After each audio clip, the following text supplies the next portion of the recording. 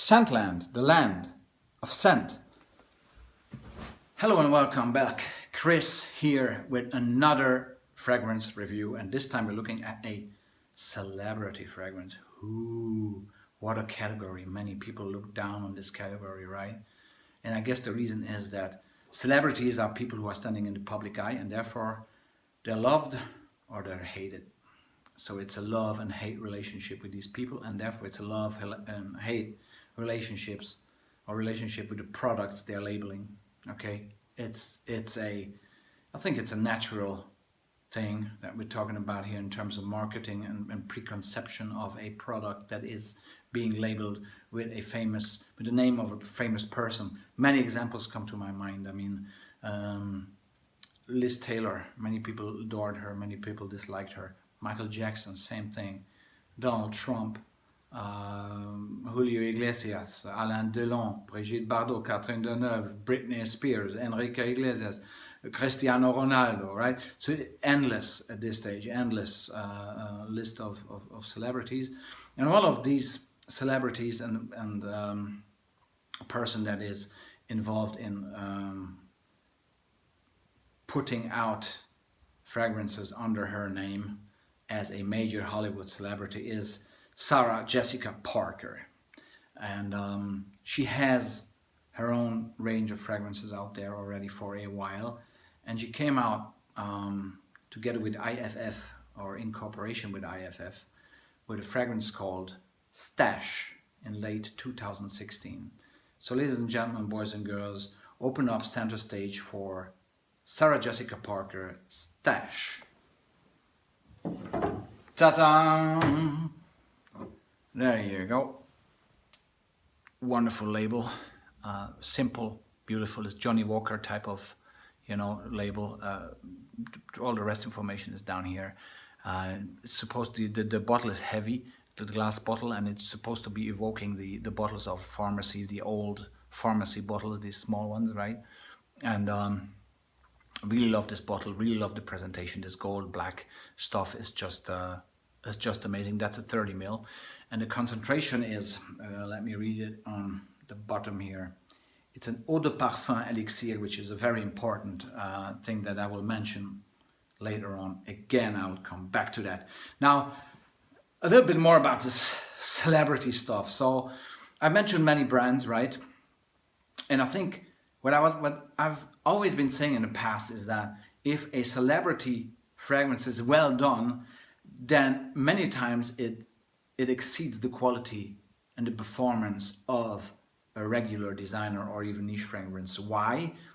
Exactly because of that preconception stuff going on with a celebrity, this love and hate. So if a celebrity decides to come out with a product under his or her name, they need to make double effort in order, if they're consciously wanting to produce a great quality product, they consciously need to put in more time, more energy, a more refined approach in order for the product to be presented, because it's not just a simple brand, it's a celebrity, it's a subject of love and hate in the public eye. So if a team like IFF and Sarah Jessica Parker here in this case are positively concentrating on creating and marketing a high quality fragrance, then they double their efforts in order to overcome the potentially negative preconceptions based on the preconception that is being put on the person, on the celebrity itself.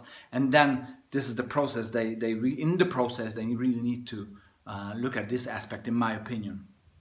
So this is how it happens that Liz Taylor had a fantastic fragrance, Passion. I mean, Alain Delon had great fragrances, Julio Iglesias, and I have to say even Trump fragrance called Success is a tremendously nice, fresh fragrance, even though Trump himself is a character that has a lot of love and a lot of hate in regards to the man. So with Sarah Jessica Parker's Stash, it is I can already say, masterpiece. It's a masterpiece. It's a tremendous fragrance. Again, the name of the fragrance is Stash. Short, simple, and very spot on. It's just it's so cool to say Stash. What are you wearing? Stash. I'm wearing Stash by Sarah Jessica Parker, SJP. Again, great label, great bottle, Stash SJP. Right? Get it? Fantastic. Before we even get into the smell itself, it's just fantastic. The whole marketing and bottling and packaging presentation of the fragrance. I really like it. The color as well, the color of the juice maybe here is well visible. There's a little bit of white wall here behind me so that you can see it's a golden, deep golden juice. Really nice. And so what about the smell? Now I've been following this, and I've seen on YouTube some material that shows Sarah Jessica Parker being heavily involved with IFF in the creation of this particular smell. And IFF obviously they have a huge range of international fragrances being created by them or in cooperation with them, from I don't know, Comme des Garçons, I think it was, also Calvin Klein, even Biagiotti, I think, you know, a huge range of very successful fragrances, so they know their job, right? So Sarah Jessica Parker actually went out of her way to get a good team, and she really succeeded, I think. So in regards to the smell, it's a luxurious, woody, balsamic, smoky, to me slightly boozy, incensey smell. Very luxurious, very upscale, yet relaxing. It's not this nowadays very popular oud direction. When you put on the fragrance, it's luxurious smelling and whatever, you smell like you're a millionaire, but it just sits on your shoulder and pushes you to the ground, and you're not wearing the fragrance wears you, right? This is totally different here. This is just masterfully blended. I really have to say it's masterfully blended.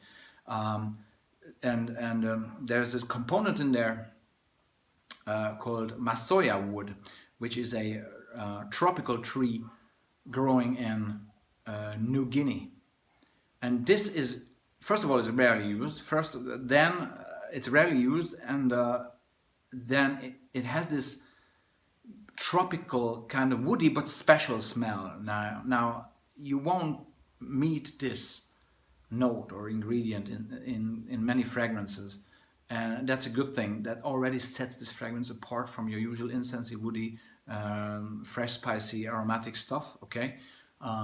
Then vetiver, incense, freshness maybe of some citruses, maybe bergamot in there.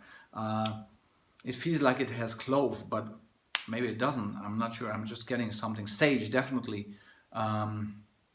It's a very multifaceted, daring fragrance that is really a perfume. It's a class. It's there. It's up there, in my opinion, with the best perfumes of the old days. You know, when these tremendous juices were coming out from all these French and Italian houses, from Dior and Guerlain, and it's on that quality level. Only modern. This is a modern fragrance. It has a charm that. It's just rarely matched. I think this is one of the best releases in my opinion, of the decade so far.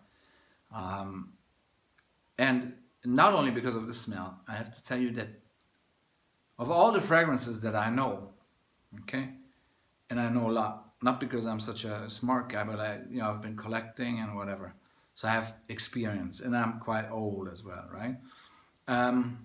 So I'm involved with fragrances like since around the beginning of the 90s, and rarely have I met a fragrance that has such an intelligent blending, not only in regards to the smell, but also in regards to the evolution of the projection and sillage of a fragrance. This fragrance is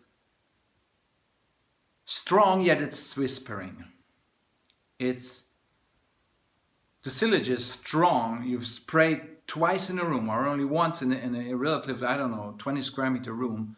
You walk out, you walk in an hour, it's still there, easy, with one spray, right? So you get a strong projection, and also sillage, because it stays there, right? It stays, it lingers. But the most important thing is that it does that intelligently. It's not a 80s or 70s powerhouse type of sillage or projection we're talking about. This eau de parfum elixir must be something that is evaporating the smell of the fragrance in a manner that keeps it like, you know, little whiffs from time to time. Intelligently to no end, and it swirls somehow around you, and it's never pushy, yet you always smell it. You always smell it. Just one spray on the, this is a fragrance, only one spray is enough. Here on the back of your head, where there's skin and hair together, you know, just one spray and you fly away. First of all, you gather a tremendous amount of compliments. Absolutely sure, because this smells special, mostly due to the Masoya tropical wood I've mentioned, but also, you know, the blend with the other ingredients, with the smoky incense, vetiver type of stuff. The fragrance itself has been inspired by body odor and leather and some fragrances that Sarah Jessica Parker was smelling when she was a kid, maybe. Yeah, because it's classy, yes. At the same time, it's modern. At the same time, it's incredibly sexy, and at the same time, it's not a casual fragrance. This is an evening, at least in my opinion, it's an evening fragrance for special occasions. So, romantic dinner, going to the theater, going to the opera, being with friends in a more formal type of venue, but also. It's great for going out, just, you know, to have a few pints in the bar, or cocktails, or going out to the club and smoke a cigar and drink a cognac. And here we get to the next point. It's totally genderless.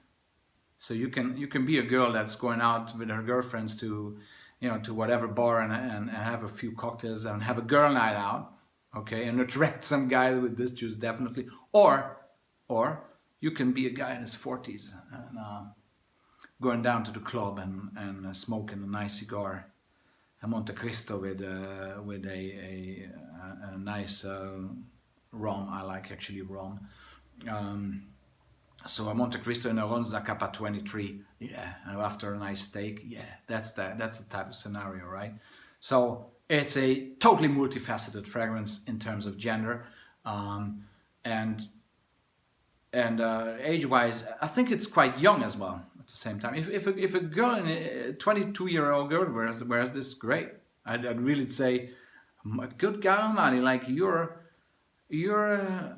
something special here. You know, it's not your usual stuff that you smell on a 22-year-old girl or guy, but also a guy in his 40s, like I, without problems, could wear it, or even older. So very, very versatile in this respect as well. And what I want to highlight is, again, just the uniqueness of the smell and the fact that the performance is superbly outstanding. It's not your usual, and you have to really give this some time and thought, and pay attention to this fragrance. Don't put it in the basket. Oh, another celebrity fragrance from a Hollywood actress. Oh yeah, we know that, all that. Yeah. No, this is a genuine masterpiece. So try it. Don't overspray. Let it linger. Come back to it. Let it involve you. Let it surround you. Let it be with you. Let it be a part of you. Embrace it, and it will do a better job than most of the niche or high-end designer fragrances that you can pay a lot of money for and buy in loads of places. That's the other thing. Price versus quality ratio, I don't even go in there, because this juice is just like price versus quality. It's unmatched on the market, in my opinion. Unmatched, just unmatched. Okay, so give it a shot. Sarah Jessica Parker, if you should be watching this, I mean, you cool. You are cool. You cool. Fragrance even cooler. So Stash by Sarah Jessica Parker. Tremendous juice. And that was Chris from Sandland, and I'll be soon back with more. And let me know what you think if you tried this, and talk to you soon. See you soon. Take care. Bye bye.